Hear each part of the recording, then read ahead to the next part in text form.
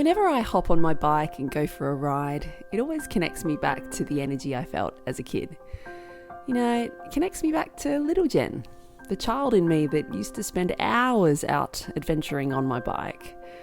The freedom and fun of the present moment blowing through my hair. Nowhere to be, nowhere to go, out just curiously playing and exploring in nature, on a journey to nowhere and everywhere at the same time. It's pure joy. It's the same when I hop on a swing.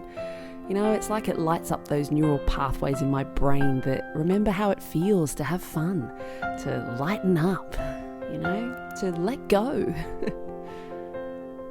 It's such a good reminder, because life is way more fun when we do. And unfortunately, like most humans, I took a very, very bumpy road for a very long time to wake up to this truth.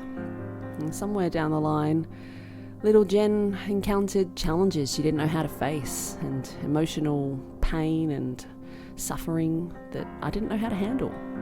I felt the world around me and the people in it so deeply, being the sensitive and empathic soul that I am. But often what it reflected back really confused and frightened me. And thus began the building of my ego, or shadow self as some like to call it, but that version of myself that stepped in for well-meaning protection to try to keep me safe in a world where I definitely didn't feel safe. It didn't feel like it was okay or safe to be myself. And so pretty soon I developed many unconscious fear-based belief systems and repetitive thought patterns about the world and about myself that were negative and untrue. And before long, this negative subliminal soundtrack was the underscore of my life. It was as if I was headed towards a long, dark tunnel with no way of avoiding its large, black, gaping mouth, inviting me into the darkness. And before long, well, it engulfed me completely. And as I allowed the darkness to pull me in and guide me into the darkness, it pulled with such momentum and force. Its walls closed in on me. It felt foreign, inorganic, and very, very dark. It became harder and harder to see the way forward as I travelled further and further away from my light, from my truth. Pretty soon it was so dark that I'd completely forgotten that fun, free, authentic version of myself I used to be. Instead, I was a mass of worry, doubt, confusion, fear, pain, struggle. I felt so lost, so alone, so scared. And it was at that moment that life threw me my biggest curveball yet, when my son died suddenly and unexpectedly. That's when I hit rock bottom.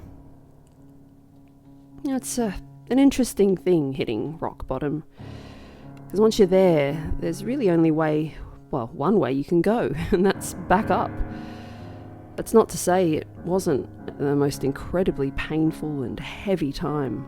My grief was real, but it's what helped me wake up and eventually helped me sit and have the courage to face my fear, face the darkness, because I was staring it right in the face. I was in it. Now granted, I could have stayed at rock bottom, but now that I was there, it wasn't scaring me as much anymore. It was technically better than it used to be. I was here. It hadn't completely annihilated me. It had pointed me to the truth that fear is not really real. It's just a construct of the mind. It woke me up to the power I hold within, to the fact that I am empowered. We all are.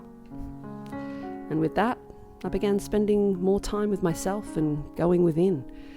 I started having visualizations during my meditations and conversations with a divine knowing source of truth that can only be accessed when you get still and when you quiet the mind. In one such meditation, I had a profound visualization and realization experience.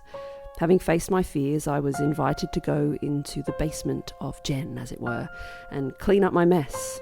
All the leftover debris from years and years of built-up fears, doubt, worry, judgment, self-hate.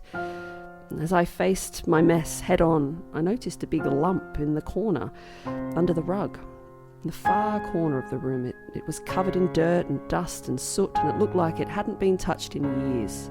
And as I pulled back the rug to see what was underneath, I was completely shocked to find none other than little Jen, all covered in dirt, head in her knees, looking lost, scared, and alone. I couldn't believe it. She'd been in this basement for years. I'd forgotten all about her. I had been so afraid for so long to face this mess, face my mess. And yet, as it turns out, all along the thing I had feared the most, and the thing that I had been searching for all along, was myself. Well, I scooped her up and dusted her off, and I hugged my little self so tightly. My heart filled with love and relief. So grateful to be reunited with my wonderful inner child. Oh, what a spark of light and life she is. And with that, it was time to start navigating my way back out of the darkness and towards the light again. As the saying goes, there's always light at the end of the tunnel. And for the first time in a very, very long time, I could see and feel that light again. Slowly, I focused my attention there, putting one foot in front of the other. I just continued to listen within, find the gratitude, and just head in the direction of my light. And little by little, piece by piece, that original spark of light from that free, loving expression I am at the core began to come into focus again. It shone brighter and brighter until the walls of darkness that had engulfed me for so long cracked open and fell away, revealing life's true colours of majestic beauty once again. The freedom and fun of the present moment blowing through my hair again now, with a sense of renewed and deepened love and gratitude for it all. Gratitude for this experience with its many twists and turns. Gratitude for the awareness that whilst we don't always have control over what happens and how it unfolds, we are empowered as to how we choose to receive it. No matter what happens, what a gift, the reminder to lighten up, to have fun, to stop taking life so seriously. Life will continue to throw its curveballs. It's what we do with them that counts, how we choose to live and be in the moments in between them. And these days, I choose presence and compassion towards others and myself, especially my little self.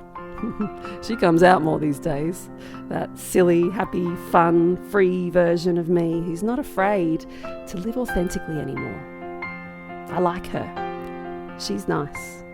Now that she's stopped judging herself, she's stopped judging everyone else.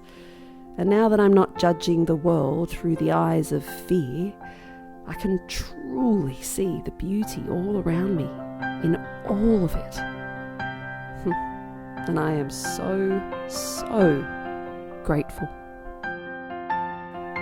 So I will continue to hop on my bike and connect to that energy I felt as a kid, tap into the presence, the fun and the joy that we get to experience if we choose to.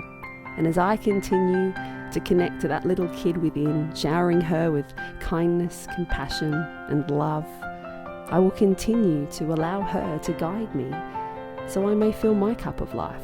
And in turn, I can continue to share my overflowing cup with you and whoever else wants it.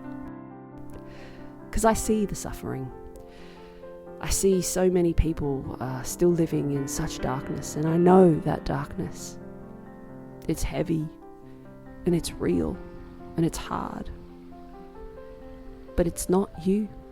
You are, and you always will be, the light.